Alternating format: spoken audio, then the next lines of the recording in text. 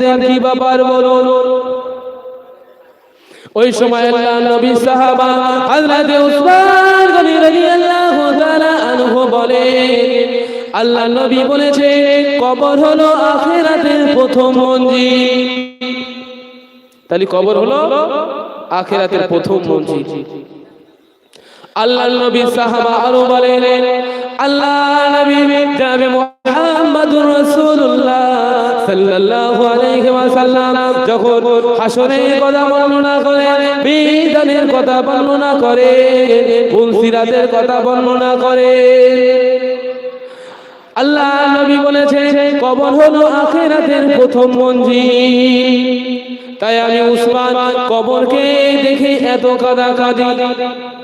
আল্লাহ নবী আরো বলেছে এই কবরে যে ব্যক্তি ছাড় পেয়ে যাবে, এই কবরে যে ব্যক্তি ছাড় পেয়ে যাবে, সেই ব্যক্তি হাসরে মিজানে ফুলসিরাতে ছাড় পেয়ে যাবে।